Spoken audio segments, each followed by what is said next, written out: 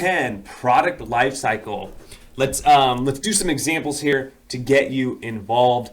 And the four, it's very simple. You got the introduction stage where my mouse is. You got the growth stage, maturity, and decline. Let's go ahead and pick an example over here. The fax machine. Where do you think the fax machine is as a product? Where is it now? Is it a new product we're introducing it? Is it growing in sales and new companies are coming in and competing? Or is it mature? You know, it's pretty stagnant market. People are starting to fight over pricing. The sales are starting to slow. Or is it decline where sales are really slowing and it's looking like this product might not exist in a few more years? Well, if you guessed decline, you'd be absolutely right. And what we're going to do in this chapter is, by the end of it, you will see that we'll learn the different product life cycles, but we'll also be able to connect the 4 P's: price, product, price, place, promotion, to the product life cycle. So let's just do 2 random examples. We did fax machines, decline. Where would you put flat screen TVs? I'll let you guess. I would say maturity. They've been out for a really long time. The price margins are getting so cheap. You can get a 32-inch TV for like $100 now. There's so many manufacturers making them now. What about virtual reality headsets and gaming? While it might have been an introduction stage maybe 3-4 years ago, it's now in the growth stage. You have people like Oculus, you have HTC, you have Microsoft, you have many people in the VR, AR world right now. And so it's actually starting to get into the growth stage as a whole. So you can see that different products and different technologies have different product life cycles. One other one would be like detergents, right? Like Tide liquid detergent for your laundry detergent, probably in the maturity to decline stages. Now, I want to give you a couple examples of how a marketing department might actually use this information. Why are we learning this? And so the first example I'll use is the Apple iPhone. And I believe that there's a new iPhone coming out. As of recording this video, though, the iPhone 11 is out. The iPhone 12 is not out yet. And where would you say the iPhone 11 is with the 2 months away from iPhone 12? I would say it's now a mature product. However, Apple will be introducing a brand new product. So while Apple has one of their phones, and again, remember, they have many product lines. They have phones and tablets, speakers, but let's just focus on phones. And so if you take the phone, you have the iPhone 11, which is in the mature stage. The decline stage, you might even be able to get like the iPhone, I think the iPhone 8 or the XR. One of those you could still buy right now, but like they're just like, you have to go find it, and it's really, they don't advertise it at all. So they have some products in their decline stage in the phone line. They have some in the maturity.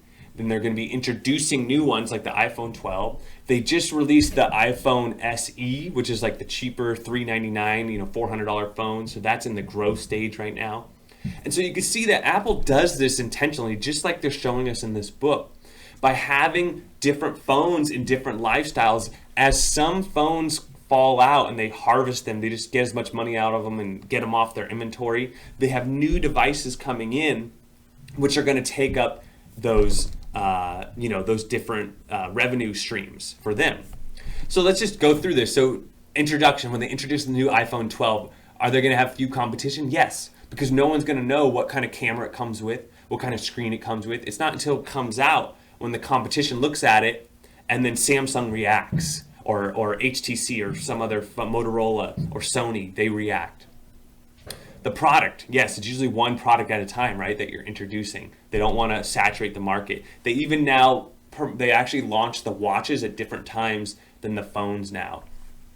Price, they definitely do skimming price, and that's when you charge a very high price to start with, and then you may lower the price as the product gets older. Penetration pricing is typically with cheaper goods like razors or a lot of detergents, a lot of personal care items will be penetration pricing. And what that is they want it artificially cheap at first, so you get it in your bathroom, you get it in your kitchen, you start using it, and then when it comes time to refill, you hopefully will refill with that particular brand. So that's another way people try to marketing teams try to price their products in a way that will benefit their market share, how much market how many market shares, how many people you can get to use your product, right? I'll give you an example of market share. Whenever I ask the market share of our class, those who use iPhones is probably 90%. Whenever there's usually me and maybe one or two other students who use an Android device. Now that's just the market share in community college classes, but that's different. If you Google market share of the phone market, there's actually a large Android population out there. But back to this tangent I was on was about penetration pricing. Apple does not do that. They do skimming pricing, where you charge a higher price. And we'll learn more about that in the pricing chapter. Place, limited. Yeah, absolutely. Remember when Apple first introduces their phone, they want you to buy directly from apple.com or go to the Apple Store. Yeah, you could probably get it at Verizon or Best Buy. But as we see here, as the product goes into the growth stage or maturity stage, more outlets start carrying them, and you start seeing that. You'll see other stores carrying them. And then the way you promote the item, yes, you start with informing, educating people of the new features, why this is so great.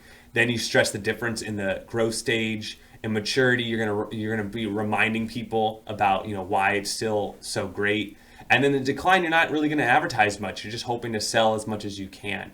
Spend the least amount of money to how much you can get out of it.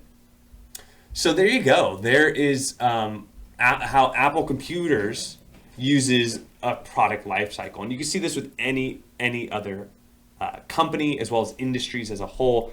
The music industry, CDs and cassettes are on the decline. Streaming is on I would say it's close to maturity now, but it's a growth industry. And I want to share with you an example of a company who did it wrong, because we saw how Apple's doing it right. Company that's doing it wrong is Kodak. I wrote it right here. For those of you that don't know, they used to make cameras, and they sold the film that went inside the camera before we had digital storage. And they were making so much money selling this film, because every time you took pictures, you needed more film. And so it's kind of like selling ink cartridges. Or selling razor blades. The whole refill thing is such a good way to just constantly be making money.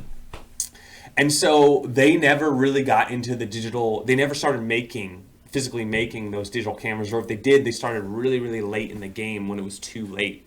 Now, they probably would have failed anyways, because now we all have a camera in our phones. But at the same time, they really missed the boat when they saw film going to the decline and they saw digital cameras going in that growth. They really should have saw that and planned accordingly, and they didn't. So that's why we want to use this product life cycle to help with our future planning and make sure that we have a constant revenue stream. Because if one of those revenue streams dries up or starts to, we start not making as much money as we were, what else do we have coming in? Introduction and growth, items that are going to help that. And like I said, Apple just doesn't do that with their phones. Look at what they're doing with their watches now, their tablets, and their laptops. They're constantly looking at other revenue streams. And the big one right now is actually services like iCloud, the Apple Store, Apple Music. They're really big on that right now as well. And they're introducing new products and services through that avenue too. So I hope that made sense. If you have any questions, please feel free to post in the discussion or send me an email.